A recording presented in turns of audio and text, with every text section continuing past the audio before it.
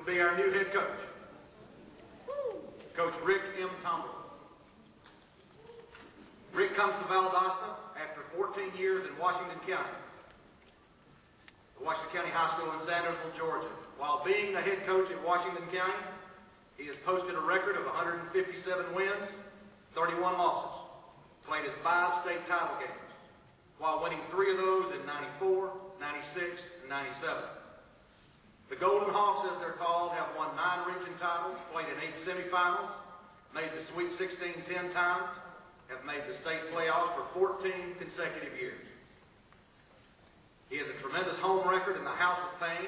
The Golden Hawks are 26-2 at this venue during the state playoffs. Coach Tomberlin set the Georgia state record for winning the most games at one school during a 9- and 10-year period.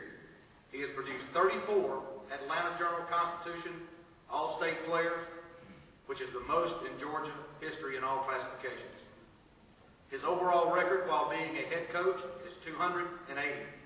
Needless to say, Coach Tomberlin comes to Valdosta with an outstanding record. He grew up in Baxley, Georgia, where he attended Appling County High School. He was selected as a Prep All-American in football in 1974 and received a full 4-year football scholarship to the University of Tennessee at Martin, where he played defensive tackle and defensive end. He transferred to Florida State in 1977 and played offensive guard. He was a member of the 79 Orange Bowl team, the 77 Tangerine Bowl team, and won the 78 Iron Man Award. After graduating from Florida State, Coach Tomberlin pursued a career in coaching, and he started his career at Ware County. From there, he went to Troutman High School, from Troutman to Jenkins High, and after 2 seasons at Jenkins, he was named the head coach at Jonesboro High School.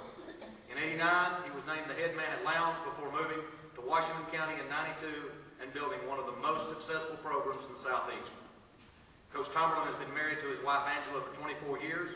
They have one daughter, Tiffany, who is 17 and is a senior at Washington County High School. Our new coach enjoys public speaking for churches, civic groups, schools, banquets, and clinics. He is also very active in the Fellowship of Christian Athletes, and it is with great pride that we are bringing Coach Tomberlin and his family to Valdosta to be the 14th head coach of the winningest high school football team in America, the Valdosta High School Wildcats. Please welcome Coach Rick Tomberlin.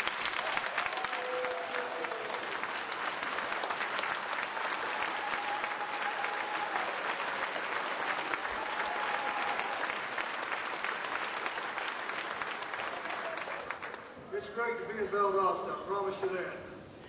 I don't know if Monty did me a favor tonight, asking me to follow Coach Coffey. I'm going to tell you, it's a tough act to follow.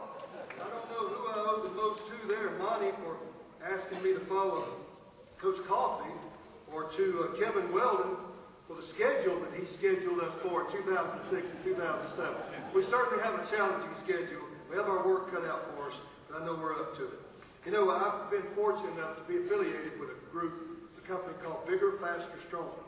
And since I've been affiliated with Bigger, Faster, Stronger, I'm what's called a clinician, which is basically they just privately contract me to talk all over the country about building strength and conditioning programs.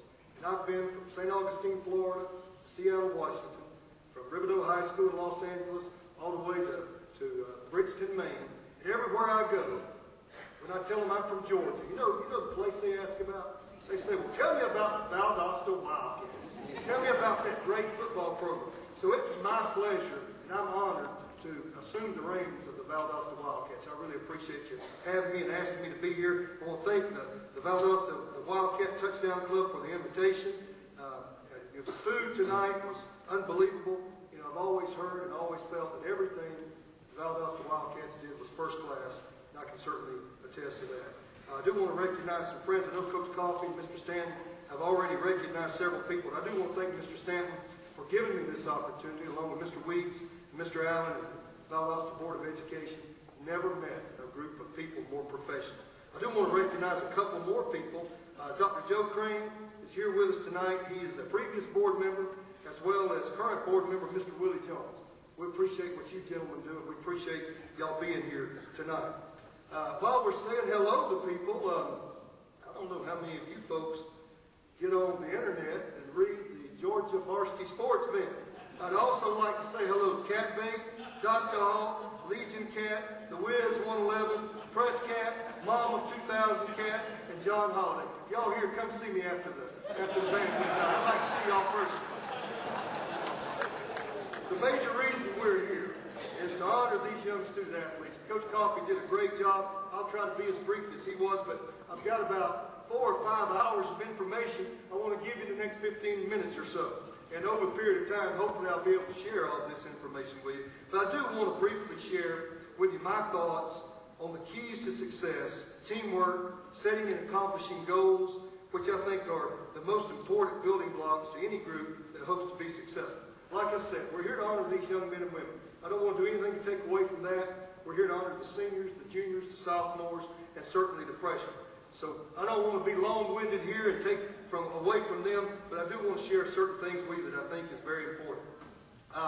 When I was fortunate enough to be named the head football coach of the Valdosta Wildcats, one of my assistant coaches, a young man named Joel Ingram, was named in my place at Washington County as the head coach. And I don't have a lot of hobbies. There's not a lot of things I like to do. You know, they say that if you're a decent coach, you're not very good at anything else. That fits me pretty good. So I don't have a lot of hobbies. Unfortunately, I don't hunt, fish, that type of thing very often. But I do like to go out and plink around and shoot every now and then. Not at anything in particular, certainly not animals, but I do like to go out and shoot. So I asked Joel, I said, hey, you know, we need to visit. We need to share some information. I want to visit with you. You know, he's assuming the reins of Washington County, and I'm coming to Valdosta. You know, there's certain things I want to share with you. I've had, you know, great mentors and teachers that I've looked to. And Joel, I hired him, gave him his first job. And, you know, I said, hey, let's go out and we'll shoot. And I know a place we can go out and do some of that. And we'll give us, you know, time to visit. You know, you can just ask questions, and I'll ask questions, and we'll move on. And he said he would like to do that. I knew a man out in the country that had some land that had offered several times for us to come out and visit and that type of thing. So I told Joel, I said, get your rifle and let's go. And, you know, we'll drive out in the county. So we did. We went out in the county and pulled up down the long dirt road to this old farmhouse. And, you know, I told Joel, I said, well, just wait right here. And I'll go up and let him know we're here. We don't want him to call the sheriff's department or the game warden for people out shooting outside. So I'll let him know we're here. So I walked up to the farmhouse and knocked on the door. The gentleman was extremely nice. You know, he just went on and on and on to tell me how proud of us he was, congratulated me for coming to Valdosta High School, the greatest high school football program in the country, and how proud he was of Joel for being named the head coach at Washington County High School. He could not have been nicer. He said, and I started to leave. I said, well, thank you. We're just going to go out and shoot a few cans, that type of thing. And he said, well, Coach Tomberlin, I want you to do something for me. It's real important. He said, I can't get out. I'm not in very good health anymore. And I just don't have the heart to do this. He said, see that old mule out there in the pen? I said, yes, sir. He said, that old mule has been with me 20 years. And, you know, he's on his last leg. The veterinarian has said that, you know, he needs to be put down. I just don't have the heart to do it. He said, I would consider it a tremendous favor if you would dispose of that old mule for me. And I said, well, you know, I don't know about that now. You know, I don't like to shoot anything. You know, I've got animals at home. We've got more animals than we need. You know, I just don't think I'd have the heart to it. He said, well, Coach, you'd be doing me a tremendous favor if you would do that. And so reluctantly, I agreed to try to dispose of the mule and put it out of its pain and misery for the farmer. So I'm walking back to the vehicle there. You know, I've been talking to him for a few minutes. Joel, he's kind of looking at me there, you know, and thinking, what the heck took so long? So I decided to have a little bit of fun at Joel's expense, you know. So I walked in there and I tried to get real serious. And then I left the door open and kind of got my rifle and kind of set it next to me there. I said, you know, I'm just getting tired of this. I said, people just don't appreciate anything. You know, he couldn't have been ruder to me. You know, he told me that he was glad I was gone. It was good riddance. He said the only thing that he hated was they hired a rookie guy who'd never been a head coach like you.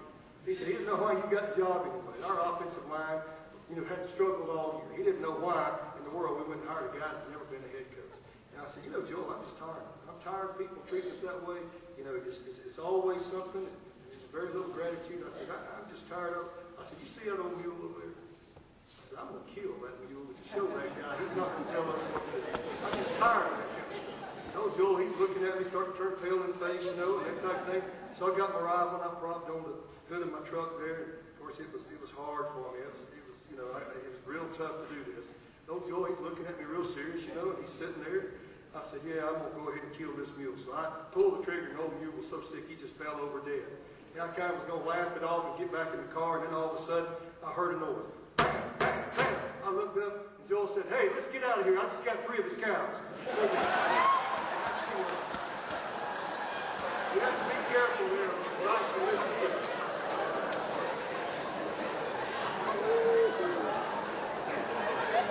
I want to ask all the young people something tonight, a real important question. I've got a very, very important question I want to ask the young men and young ladies here that we're here to honor tonight. And that question is, and I want you to listen as carefully as you can. We ask our players this and our students this after every game, whether we win or lose. And the question is simply this: what are you going to do now? What are you going to do now? You just had a good year. You had a good year. Now, what are you going to do now? Those of you that are graduating, you're leaving your high school behind. A lot of you going to college. A lot of you going on to play in the scholastic athletics. Some of you may be going in the military, going to vocational school or junior college. You know, what are you going to do now? You just had a good year. Are you going to sit back, rest on your laurels, take it easy, kind of cruise right into next year?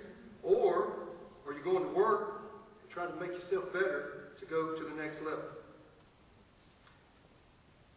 If you take it easy, your chance of success are certainly much less than would it be if you're ready to go to work.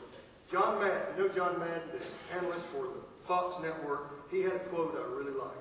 He said, the road to Easy Street leads through the dome. And if you're going to take it easy, you're not going to have a chance to be near as successful as if you roll up your sleeves and go to work. There'll be new challenges in front of you. And I hope I can share something here with you in the next few minutes to help you meet these challenges. There's a lot of reasons, I think, that football teams or cheerleaders or your one-act cast or your band or people, young people are successful. I think there's a lot of reasons you can share its success. We've been successful primarily. Number one, I'm going to share 6 reasons with you that we've been successful. First thing is divine intervention. Absolutely no doubt God has carried us. And I certainly don't want to offend someone here tonight. I hope I don't, and sharing my faith with you, I hope I don't offend someone, but that's who Rick Tomberlin is. So you'll just have to bear with me. I certainly hope I don't offend anyone. But God's carried us. The good Lord, I can honestly say, has a soft spot for poor old dumb country boys like me. You talk about reaching down and blessing people. He has blessed me tremendously. The second reason I think that you're successful in football, particularly, or any sport, and the second reason I think I've been successful is dedicated coaches, great assistant coaches, especially the assistant coaches. And I can honestly say that I am coming from a program that was a unified program in football, a unified program. My basketball coach is probably my best friend. He and I went to high school together. He's won 5 state championships at another school. Our band director is a very good friend of mine. Our one-act director is a very good friend of mine. All of my coaches are loyal, hard-working people, as I know these coaches are. I'm very proud of the fact that 6 of my coaches, the 14 years I've been in Washington County, have gone on to become head coaches. Joel Ingram, the young man I just mentioned to you, was the 6th coach. But the second reason we've been successful is due to dedicated coaches. Third reason is because of supportive administrators. Mr. Stanton has been great. He told me that when he was interviewing me that he wanted to treat me as if the way he would want to be treated. Mr. Allen was wonderful. The Board of Education was wonderful. These assistant coaches have rolled out the red carpet and welcomed me. And the support that we've got here at Valdosta High School from our administration is amazing. And it takes that. And I think that's the third reason. The fourth reason that we've been successful is athletes who are willing to do what they've never done before. They were willing to get out of their comfort zone. It wasn't always a lot of fun. You know, one of my favorite movies, Remember the Titans. You know, the coach played by Denzel Washington. One thing he kept saying was, well, you think football's fun? You think it's fun? You know what makes football fun is when you win championships. When the experiences, the hard work that Coach Coffey was alluding to, the time it counts, the time when you're really paying the price, and then the victories and the success that comes as a result of it. That's what makes it fun. It's not necessarily fun when you're out there practicing. I know it gets mighty hot here in Valdosta. When it gets hotter, when it's raining, when it's on those cold nights, it's not always fun. But what makes it fun is the winning that comes with the hard work. The fifth reason I think that any football program, or any sports program, cheerleading program is successful, I can certainly say that this is the reason we've been successful in Washington County, is our strength and conditioning program. I'm real proud of the fact that we won 10 straight regional weightlifting championships. Washington County just won their 11th straight this past Saturday in the Augusta area. And I think that's a real key. I believe that helps maintain health. I don't think our players are injured as easily. I think we stay healthy later in the year. And the sixth reason is we've had great support, and it's obvious. You just had to look around the cafeteria tonight at all the people, you people, that care about these student athletes, these young men and women that play football and that cheerlead for Valdosta High School. It's obvious that you've got great support. There's a cliche and a quote that says, it takes a village to raise a child. It takes a village in a town to have a successful football program. We're certainly going to need your continued support in order to do that. But I believe those 6 keys are very important to success. I want to share something with you. 2 things tonight, 2 things that I want to share. The first thing is priorities. And my good friend, Coach Nick Hyder, was the master at laying out those priorities. And you know what? That really influenced me a lot. And I'm going to take these and say some of the same things he did, but I may say them just a little bit differently. But I can honestly say that this is what we build our program on. So young people, I want you to think about prioritizing your life. And all the priority is what's important to you. What are the things that are most important to you in life? And you need to write them down, and you need to think about your priorities. Here's how we've asked our players and our students to prioritize their life. Number 1, again, I don't want to be offensive, but to put God first. Romans 8:28 says, and we know that all things work together for good to them that love God, to them who are called according to his purpose. Isn't that exciting knowing that things are going to work out to your benefit? I never would have thought 14 years ago that I'd be the head football coach of the Valdosta Wildcats. Never would have thought that would have happened. But here I stand. And hey, we're just getting warmed up. We're going to roll up our sleeves and go to work. So anything's possible with the good Lord. Again, I mentioned the number 1 reason that we've been successful is divine intervention. God has certainly carried us. I constantly ask God for wisdom, help, and guidance. And I want to tell you something, young people. Never underestimate the power of prayer. It's a proven fact. Studies have shown us that patients who are critically ill, who are prayed over and prayed for, recover faster than those that aren't. It doesn't have anything to do with denomination. People who are prayed for recover faster and much more often. And it's of utmost importance that we develop strength in our spiritual dimension here at Valdosta High School. I understand we have a very strong Fellowship of Christian Athletes chapter, and we've got to continue to develop that and develop our spiritual dimension on our football team. And for me, that strength is in the Lord Jesus Christ. Joshua 24:15 says, choose this day whom you will serve. As for me and my house, we will serve the Lord. If you're serving the Lord, we know things are going to work out right. I love this quote. It's Proverbs 3:6. In all thy ways acknowledge him, and he shall direct thy paths. People that don't have a strong spiritual dimension in their life tend to become brittle people. They can't take life's little setbacks. The Apostle Paul, who was primarily charged for Christ himself with carrying the gospel to the Gentiles, was shipwrecked 3 or 4 times. He was stoned, left for dead. God never said it was going to be easy. He never said you're going to have an easy road. The road to easy street leads through the dump. Remember that. But sometimes we have to work through the struggle. If you don't have a strong spiritual dimension, you'll buckle under and you'll quit. Those of us that have strong spiritual dimension to our lives tend to keep fighting. The NFL Players Association has compiled statistics, and these statistics indicate that the average playing career in the NFL was slightly more than 3 years. A significant number of players, after they played their 3 years, had no money upon leaving the NFL, even though they'd signed, some of them for millions and millions of dollars upon signing with the NFL. And the divorce rate and other personal problems were significant. It's not uncommon for athletes, excuse me, I'm having a little cold here, athletes, musicians, business people, none of us are immune from problems. Those of us that have a strong spiritual dimension tend to overcome those problems and ultimately are successful. So the number 1 priority that we ask our players and our students to hold to is put God first or their faith. Number 2 priority is family and true friends. And I would caution you with this, young people, is be careful who you listen to. Listen to the ones that really love you with no strings attached. there for you no matter what happens. Recruiters, newfound friends, I'm real proud of Takeo Spikes. He was one of my players, All-Pro for the Buffalo Bills. Takeo signed a contract a couple of years ago with Buffalo for $34 million. Now, how many new friends do you think Takeo has? All of a sudden, everybody wants to follow him around. He comes to our place and does camps every year. He's got an entourage. People follow him around. How many of those people would be there if he worked at one of the chalk mines in Washington County? I bet there wouldn't be near as many. So be careful.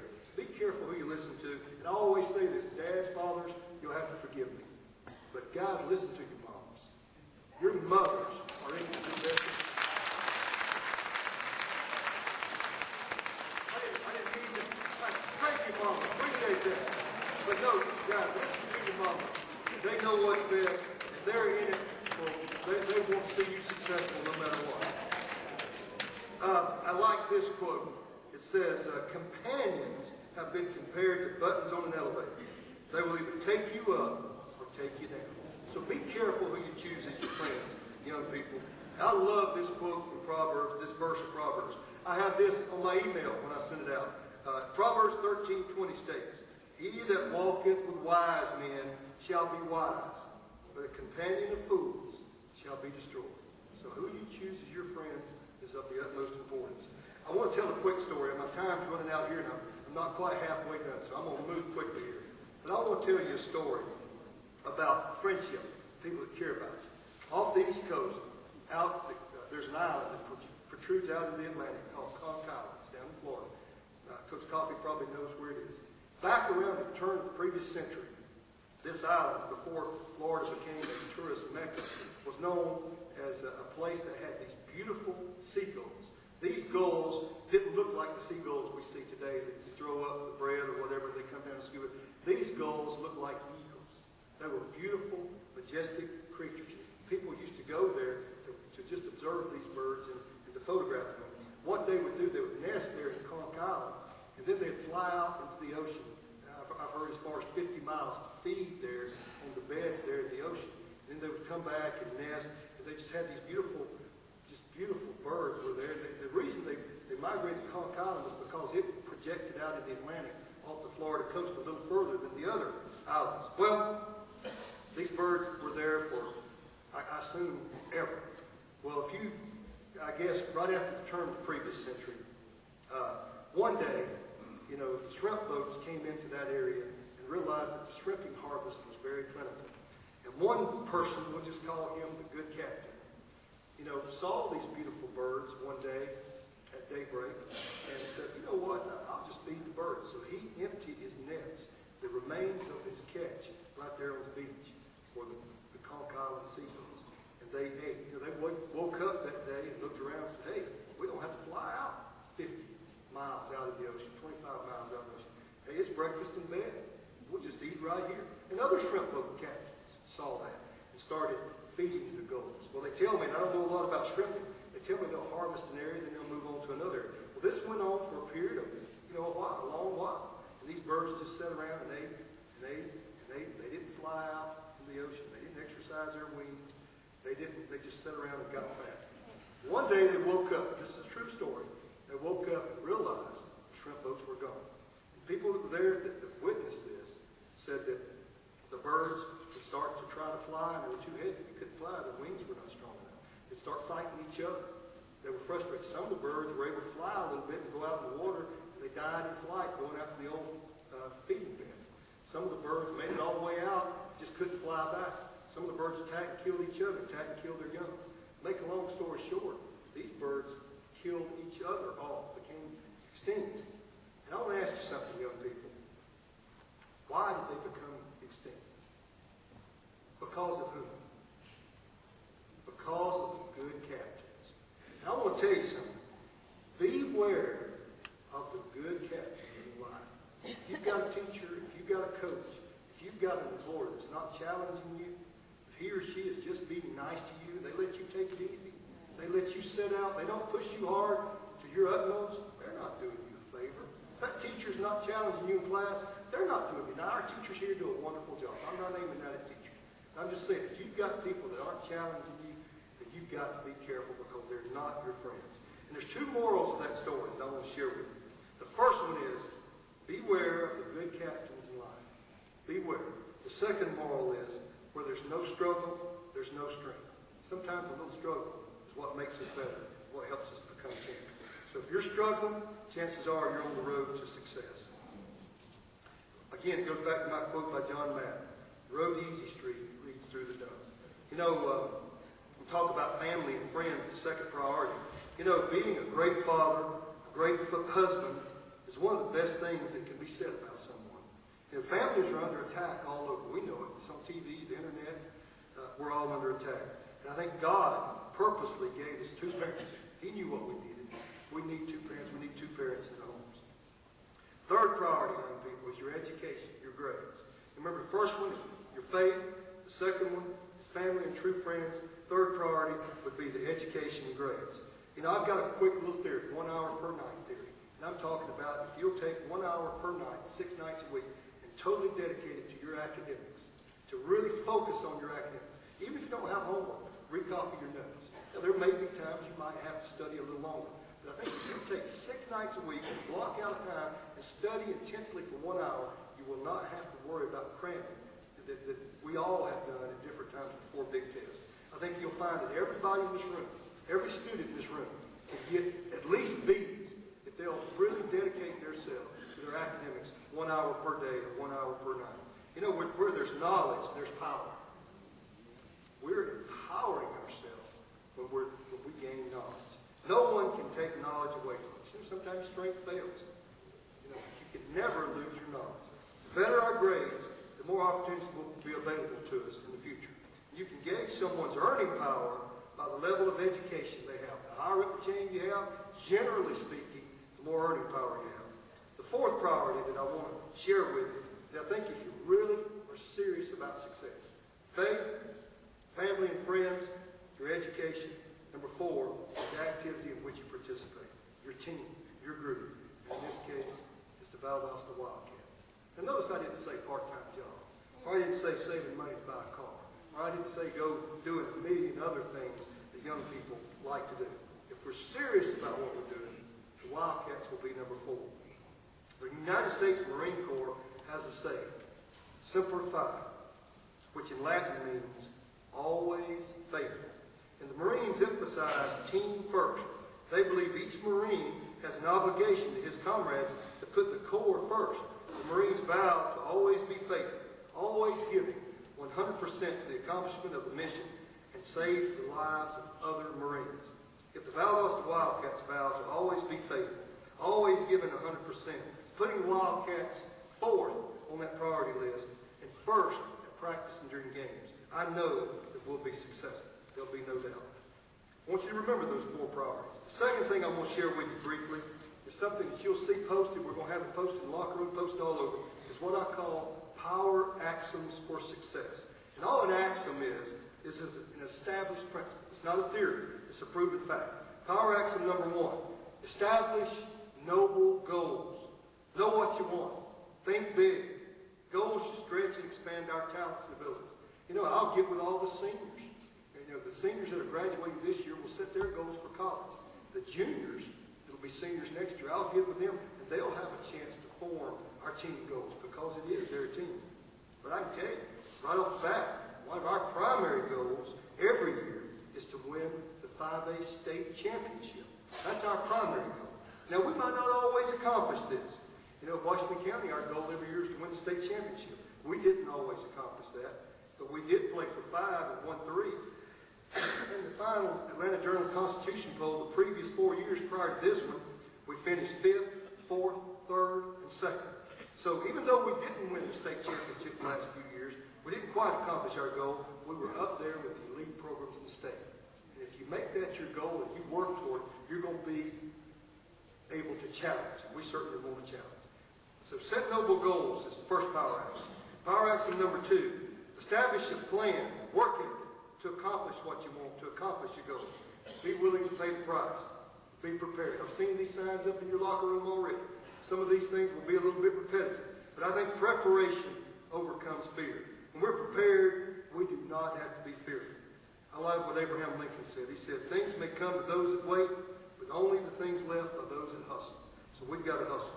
And one of my favorite Bible stories is the story of David and Goliath. You know, I've been around young men all my life, coaching or playing or teaching. And I've worked in the weight room as long as I've been in education. And I can tell you something about young men. You know, they tell us about David, that David was the youngest child in his family. And one thing that's passed from oldest to youngest is the duty of tending the sheep back in biblical days.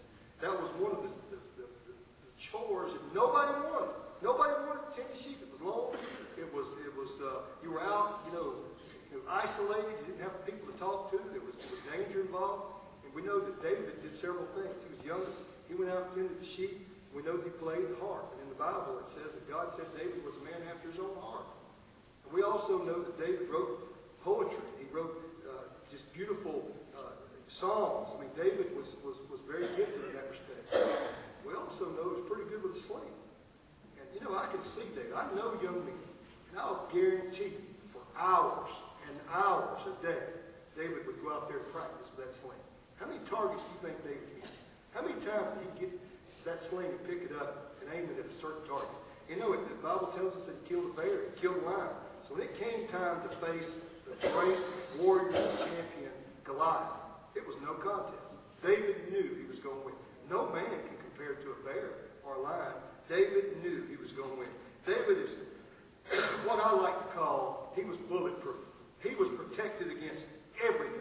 Nothing could hurt David. Now, Isaiah 54:17 says, "No weapon formed against me shall prosper." And we have a choice. The choice is ours. We can do one of two things here at Valdosta High School. And you people that are moving on to other things, you can dine on filet mignon or Kelly-Ration. Depends on the price you're willing to pay. David paid the price, and he was great. And I think if we pay the price, we can be too. Proverbs 22:29 states, "Do you know a hard-working man? He shall be successful and stand before kings." That's on my email now. A hard-working man is always going to be successful. Power axiom number 3, stay focused. Keep your eyes single to the glory of attaining your goal. Persevere, don't quit. There are no problems in life, only challenges. Problems are what we see when we take our eyes off the goal. Focus on the goal. Proverbs 24:16 says, "If thou faint in the day of adversity, your strength is small." Build up your strength so you won't fail. The fourth power axiom is play your song. Play your song. All that simply means is we all have a date with destiny. We're not mistakes. I've heard Coach Hyder say that. We're not mistakes. We're put here for a reason. You're living now, and where you're at, it was God's will for you to be here. We're created for a specific purpose. And what we tell our guys is, don't die with the music left in. Accomplish all you're supposed to accomplish. Empty your gas tank. You go till it goes on empty. Empty your gas tank to accomplish what you're supposed to accomplish. Do not sell yourself short. Make good choices. Choose to be successful. We control our own destiny. And on a scale of 1 to 10, choose to be an 11. Choose to be special. Everybody can do those things that they're not supposed to do. But choose not to do those. Choose to be 11. Power axiom number 5. We help each other mind, body, and spirit. Be a dream keeper. Let's get rid of those dream stealers. There's people out there that steal your dreams. I love what Walter Payton said. He said, "We're stronger together than we are apart." There's strength in unity. We certainly want to be unified. My mom always said something to me, and it stuck with me all my life. She said, "Forget yourself for others, and others will never forget you." If you have that team attitude, all that means is big team, little team. You've heard that before. If you forget yourself for others, certainly others will never forget you. In closing, it's been my pleasure to be here. And I want to congratulate these young men and young women for their outstanding accomplishments. You people have rolled out the red carpet for me, and I really do genuinely appreciate that. I'll be real happy when my wife Angela and Tiffany get here with me. Tiffany's my daughter. She graduates on May 20th, and we're just proud that we're coming to Valdosta to call it our home. I mentioned our schedule. We have a great schedule. We opened with Jordan High School out of the state of Utah. They've won 11 state championships in the state of Utah. They're not coming 2,000 miles. They've got to get beat. They think they've got a pretty good team. They think they've got a pretty good team. We got to be ready. We're going to play the South Georgia Kickoff Classic. We're going to play Chattahoochee, and there's a good chance that's going to be on statewide TV. Those two teams, we've also got Brookwood, Lincoln of Tallahassee, Cockwood, Till, Lowndes, the normal Region 1 5A group, and Warner Robins, the new team this year. We've certainly got our work cut out to us. We have no time to waste. We've got to get to work, and I know we've been working hard. These coaches have been working, and we're going to turn it up a notch. My door is always open. You're always welcome to come visit. It would just thrill me for you to come by and see and talk to me at any time. And again, we're here tonight to honor these young men and young women, and I congratulate them for what they've done. Again, thank you so much for making me feel welcome. It's good to see you.